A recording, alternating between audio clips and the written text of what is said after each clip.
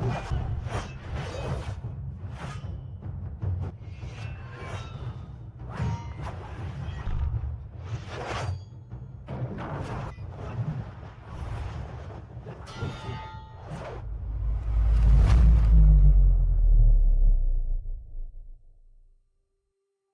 para penggemar alur film, no iklan kondol terbang. Bagaimana kabarnya? Mas-mas, mbak-mbak, adik-adik, Don Still in the Home 3G 4G Wi-Fi hotspot streaming. Kali ini Don akan membahas film jadul tapi tak kalah serunya guys. Tapi masih seru John. Halah, Johnny yes papa ini sugar no papa. Dikisahkan film pada tahun 1868 di akhir pemerintahan dinasti Qin, di mana tahun tersebut adalah masa-masa terburuk bagi rakyat Tiongkok. Seorang pemuda gundul separuh, dia adalah Wong Fai Hung, belum menjadi master kungfu yang terkenal. Film ini berjudul Rise of the Legend.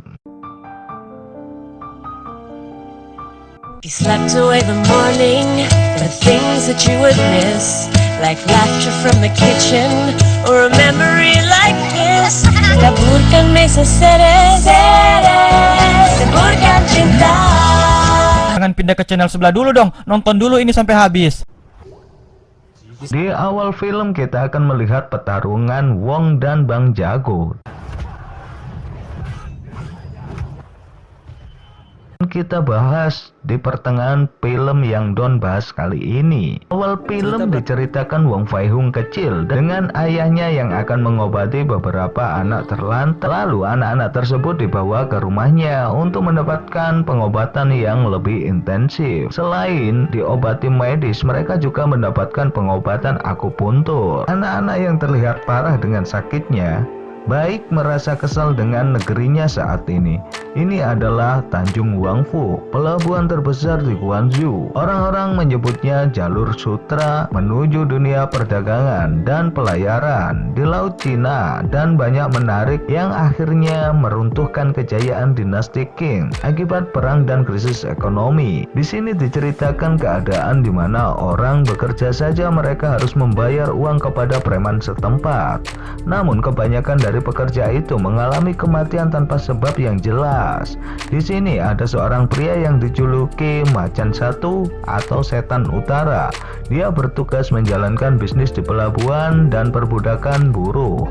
Pelabuhan Guangzhou ini dikuasai penuh oleh monster, dan tempat ini bagaikan surga bagi pedagang asing, tapi neraka bagi buruh lokal yang bekerja. Di sini ada Macan Dua yang dijuluki si Gaga. Dia bertugas menjalankan bisnis semua perjudian di Guangzhou, dan ini adalah Macan Tiga dengan julukan Cobra. Dia bertugas mengelola perdagangan anak dan pelacuran. Dan tiga orang itu adalah para anak angkat kedua preman Macan Hitam. Tin beralih pada anak ketua preman Macan Hitam. Di sini ada Wong Fai Hung, tapi saya akan memanggilnya Wong. Dan di sini ada si Gigi Besar yang mengenalkan dirinya pada Wong, namun Wong mengabaikannya. Mereka semua akan menemui ketua preman Macan Hitam yang bernama Legong untuk mendapatkan tes naik jabatan. Setibanya mereka di tempat Legong, sini sudah ada seorang tawanan yang sedang diinterogasi akibat membakar kapal milik preman Macan Hitam. Ketika tawanan itu disuruh untuk meminta maaf, dia malah melawan. Ia pun tewas dengan sumpit yang panas dan tepat di depan mata Wong. Wong menganggap jika semua ini sebagai ujian, seolah tak peduli dengan apa yang terjadi. Dan ujian selanjutnya pun segar tapi berat. Itu harus minum teh panas yang mendidih langsung dituangkan ke cangkir dengan cara dipegang oleh mereka, yang akhirnya panas itu mengenai tangan mereka. Dari ke-8 orang tersebut, hanya Wong saja yang berhasil memegang cangkir tersebut. Mengetahui hal itu, Legong langsung menyuruh Wong untuk meminumnya. Dan ujian sesungguhnya ada di sini guys. Siapa saja yang berhasil membawa kepala ketua teman Laut Utara pada Legong, maka akan dijadikan anak angkat yang keempat alias Meong 4. Singkat cerita, Wong yang berambisi mengambil kedudukan itu langsung datang ke rumah ketua preman Laut Utara untuk memenggal kepalanya. Pertarungan pun dimulai.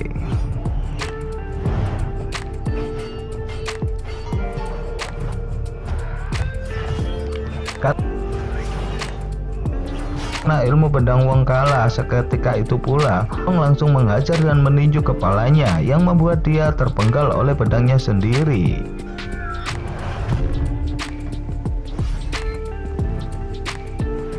Saat Wong membungkus kepala ketua itu, tiba datang anak buah preman Laut Utara untuk mengepung Wong. Namun karena jumlah mereka banyak, Wong lebih memilih untuk kabur. Karena ini wilayah mereka, akhirnya Wong terkepung dan mau tak mau harus menghadapi mereka sendirian.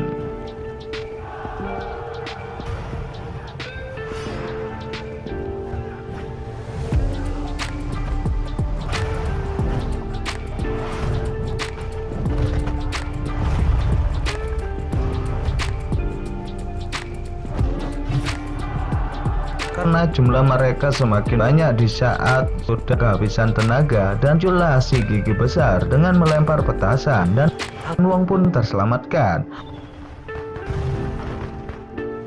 Setibanya di markas macan hitam, Wong yang tak sadarkan diri namun tangannya masih kuat memegang bungkusan itu, dia langsung terpilih sebagai anak angkat Legong. Karena prestasi Wong ini bagus, Legong menginginkan agar Wong segera disembuhkan. Dari ketiga macan ini tak ada satupun yang mampu mengambil kepala ketua preman Laut Utara, dan itu memalukan untuk mereka.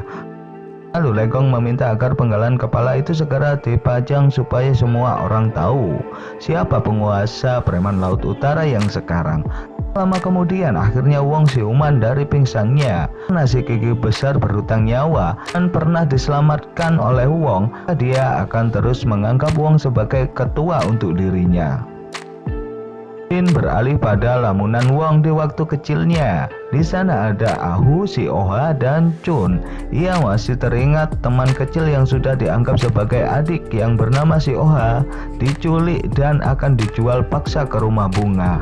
Kita beralih pada Wulong, adalah anak ketua preman Laut Utara yang berjanji akan membalas dendam pada Wong dan preman macan hitam. Namun anak buah melarang dengan alasan ini bukan waktunya yang tepat. Ketika mengetahui ketua preman Laut Utara telah terbunuh, di sini Long marah. Nah, investor dan semua bisnis milik preman Laut Utara beralih ke preman macan hitam.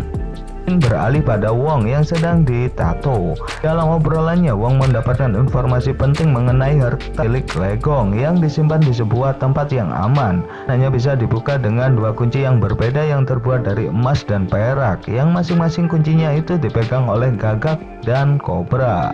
Cerita beralih pada Wong kecil yang meminta ayahnya agar membunuh penculik si Oha. Yang tak lama kemudian si ayah berhasil menghajar pencuri tersebut. Namun ketika ditanya si Oha di mana, penculik itu telah menjualnya kepada pelacuran yang bernama Rumah Bunga. Beralih pada aliansi kebangkitan rakyat yang menamakannya dirinya sebagai preman anak yatim piatu, dipimpin oleh Ahu dan Chun, mendeklarasikan mereka akan memberontak dan meruntuhkan kekuasaan preman macan hitam. Di sisi lain, Legong yang ingin mendapatkan kekuasaan di mana-mana mengerahkan anak buahnya untuk menghancurkan semua preman Laut Utara, terutama Long, sudah berencana membalas dendam. Dan Wong sebagai macan yang paling ditakuti berhasil mengelabui Legong dan akan meruntuhkan macan hitam. Ini dengan rencana adu domba yang telah ia buat selama kurang lebih 5 tahun setengah. Wong memiliki pendamping wanita penghibur yang tak pernah digunakan sebagaimana mestinya, dan menjadikan Rumah Bunga sebagai rumah keduanya dari preman macan hitam, dan nama wanita itu saja Par, tapi tak hitam. Beralih pada kejadian klinik, sekaligus tempat tinggal anak yatim piatu itu dibakar oleh Panster, mengakibatkan ayah Wong terbunuh saat itu juga, guys. Inilah Wong dan anak-anak yang lain bertekad untuk membalas dendam hingga sekarang. Di saat Wong mendapatkan selamat dari preman macan hitam lainnya, Setan Utara malah terlihat benci dengan bergabungnya Wong. Wong bergurau jika Setan Utara terlihat seperti kakek-kakek karena selalu membawa tongkat. Mereka pun menertawakan Setan Utara. Saat bersulang untuk Wong, setan utara malah memukul Wong dengan tokatnya dengan alasan dia ingin melihat jurus tinjunya. Namun Wong dibela oleh Gaga yang membuat mereka hampir rusuh. Namun di saat yang sama datang Legong mengatakan, jika kalian ingin bertarunglah dengan sisa-sisa Man Laut Utara. Selain Hu datang menemui Chun dan langsung memasukkan gelang ke tangannya, mengatakan jika dia mencintainya. Asyik, kicikiwir. Kurang menanggapinya dan mengembalikan lagi gelang tersebut. Film pun selesai untuk part pertama.